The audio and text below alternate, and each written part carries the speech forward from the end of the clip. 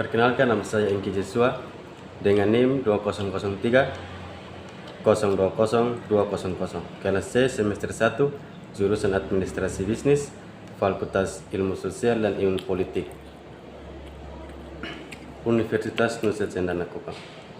Di sini saya akan membahas tentang review buku ke-11, mata kuliah Sosiologi. Ya, kita langsung saja ke materinya. Masalah kontemporer dalam sosiologi perkotaan.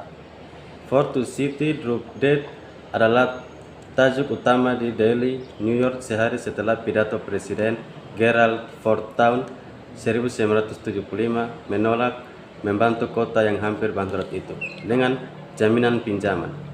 Meskipun masalah sosial dan ekonominya sangat parah, New York tidak sendirian dalam keadaan yang menyedihkan. Kota-kota di Amerika Serikat, Inggris Raya, dan negara industri lainnya mulai menghadapi masalah besar pada tahun 1970-an yang disebabkan oleh perubahan ekonomi di seluruh dunia.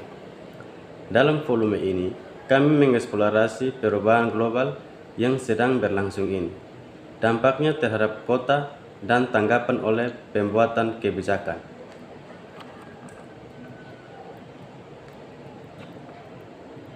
Bacaan dalam buku ini dibagi menjadi 4 bagian yang mengeksplorasi 4 pendekatan utama ke kota, yaitu yang pertama, membahas perspektif teoritis dan argumen di antara para sarjana perkotaan. Yang kedua, mengeksplorasi dampak ekonomi global terhadap kota. Yang ketiga, menjelaskan perubahan ekonomi perkotaan dan dampaknya terhadap berbagai kelompok masyarakat. Yang keempat, menjelaskan beberapa masalah utama dan pilihan kebijakan publik. Yang berikut, perspektif teoritis terkini tentang kota dan masyarakat. Selama 30 tahun terakhir, pemahaman sosiologis kita tentang kota telah mengalami perubahan besar. Sejak awal sosiologi perkotaan hingga tahun 1970-an, paradigma semut atau cara pemahaman yang dominan dalam penelitian perkotaan adalah teori ekologi manusia. Teori ini yang dikembangkan di University of Chicago menafsirkan kehidupan dan bentuk kota sebagai perpanjangan dari proses alam. Asumsi terpenting ekologi manusia adalah bahwa kota itu seperti isme organ hidup yang terdiri dari bagian yang saling bergantung, bagian atau kawasan alami.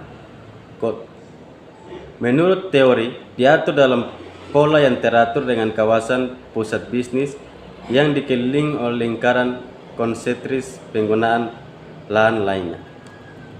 Yang berikut, kemunculan ekonomi politik. Pada tahun 1970-an, beberapa sosiolog Prancis mengalihkan perhatian mereka ke studi perkotaan, dan beberapa dari karya awal ini diterjemahkan untuk audiens yang berbahasa Inggris. Sosiologi Prancis mencoba memahami hubungan antara stat pasar nyata, pemerintah, dan kebijakan sosial yang mengakibatkan pergolakan besar di perkotaan. Sumber inovasi lain adalah karya ahli geografi dan sosiolog Inggris yang studinya membantu menafsirkan kembali masalah perkotaan. Tulisan-tulisan baru ini memicu serangkaian konferensi dan publikasi yang mempertemukan para sarjana seputar agenda penelitian bersama dan perspektif teoritis yang dikenal sebagai ekonomi politik.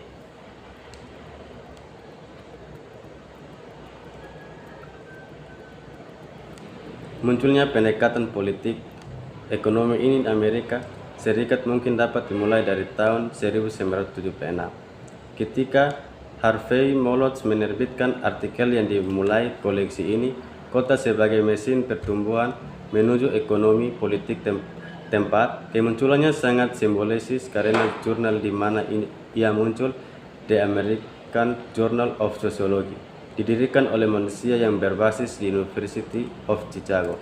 Ahli ini teori ekologi, sementara Molotz menggunakan ekonomi politik untuk menjelaskan pertumbuhan perkotaan sejumlah sarjana lain menggunakan ekonomi politik dan menjelaskan penurunan populasi perkotaan. Pembangunan kembali kota, masih ada kemiskinan dan ketidaksejahteraan rasial.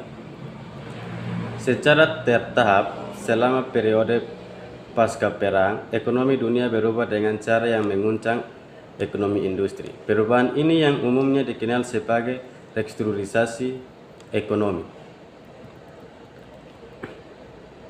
Teknologi baru dan bentuk organisasi. Ekonomi kapitalis dicirikan oleh sistem ekonomi dan politik yang oleh para analisis disebut rezim akumulasi atau menurut Aglietta 1976.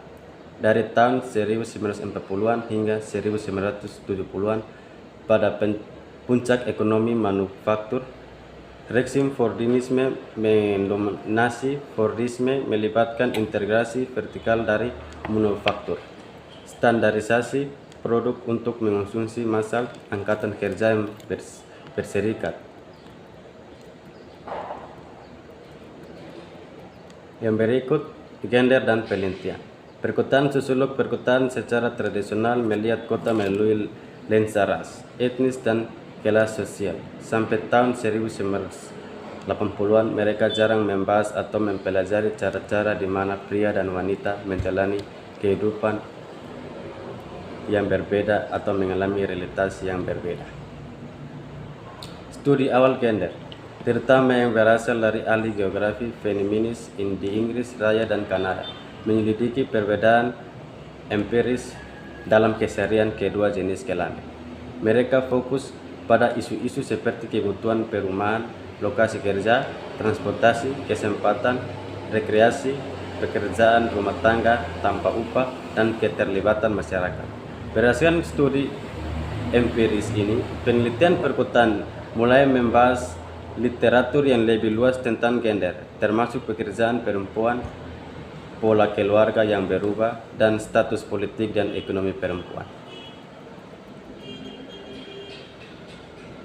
Beberapa analisis perkotaan berpendapat bahwa telah terjadi perpecahan dari masa lalu yang begitu penting untuk mengantarkan era baru, era postmodern. Ada beberapa definisi ilmiah tentang yang ada pada beberapa tingkatan, dari yang konkret hingga abstrak.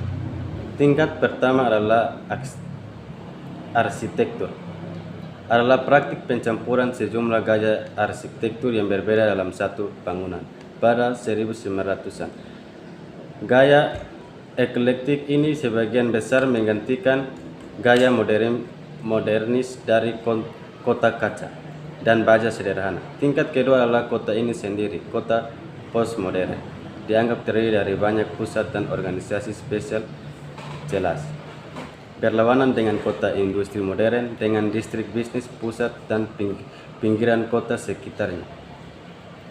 Tingkat ketiga adalah proses berpikir para ahli teori, sementara modernis menggunakan proses berpikir linear, percaya pada kemajuan dan mencoba memahami mengapa sesuatu terjadi. Postmodernis menggunakan proses berpikir potong dan tempel atau bunga rampai, melihat banyak realitas yang saling bertentangan secara bersamaan dan tidak percaya bahwa penjelasan tentang realitas atau metanaratif memiliki makna objektif yang berbeda dari makna yang diberikan kepada mereka oleh individu. Globalisasi dan dampaknya pada kota. Globalisasi ekonomi adalah salah satu perkembangan utama yang mempengaruhi kota-kota dalam 3 dekade terakhir. Globalisasi ekonomi telah melemahkan atau menghilangkan hambatan arus informasi, barang, uang, dan orang-orang melintasi batas-batas negara. Perjanjian perdagangan bebas internasional telah menggantikan tarif dan kontrol imigrasi yang hanya membuat ekonomi nasional agak terisolasi satu sama lain. Pertimbangkan bagaimana globalisasi telah mengubah sifat dan lokasi manufaktur.